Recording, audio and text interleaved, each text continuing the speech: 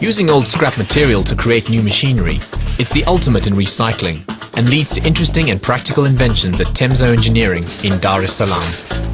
This is the scrap materials. It is used materials, but still we are using the material to produce washer, like this one. If the big material, like this one, also we can produce big washers like this one also.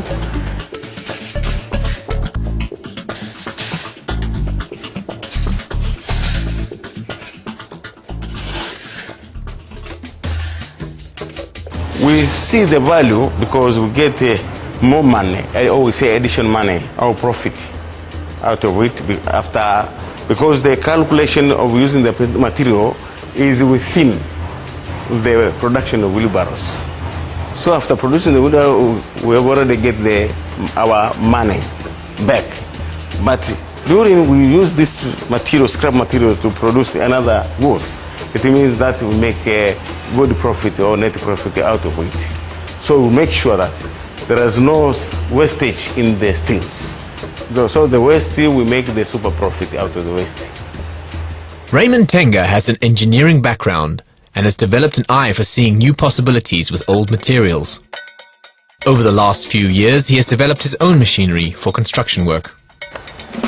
Yeah, this is a machine designed by myself. It is power press machine using the motor and the gearbox and the power thread. Firing people from the cars, all the cars. So you use the car differential components to assemble this machine like this. So we make sure that there is nothing to be scrapped.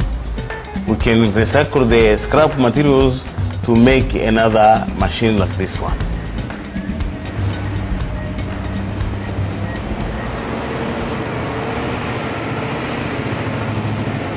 Temso Engineering started as a warehouse for construction materials. Recently, the company started producing its own materials. Raymond Tenga bought a plot just outside Dar es Salaam where he is now producing his own bricks. People are expanding, coming to this area. They want to build houses, they want to live. So that's why we find it's necessary to put the project in this area. I started producing bricks because I know that many Tanzanians want to build houses. Everybody must live in the house. It is a business that cannot be escaped. To make more and more bricks, we want to make almost 30,000 blocks ready-made for our customers.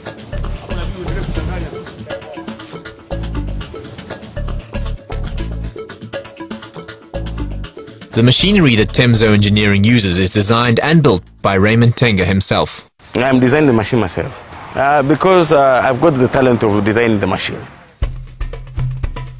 This is interlock machine. It is the interlock machine for making sand blocks.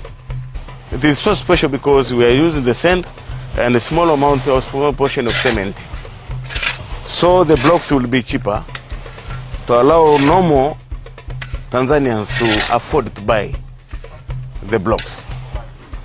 Yeah, but it will cost very much to buy another machine while I can make machine. To make machine myself is cheaper than to buy machine to import machines. Temso now produces and sells a variety of bricks for various markets.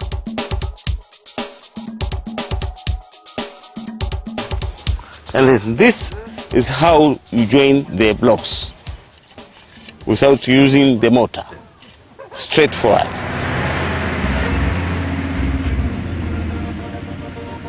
Back to the workshop at Temso Engineering. This is where old materials are transformed into useful equipment. Now it's a very successful and profitable enterprise. But initially it was hard to get finance to expand the business. The biggest problem is that the banks, the financial institutions themselves, do not understand what is happening on the ground field of SMEs. They need to get out of the office, try to understand what SMEs are doing, to have a better feel of what actually the potential that this SME holds. What they want to know is how they want to see is a turnover in the account.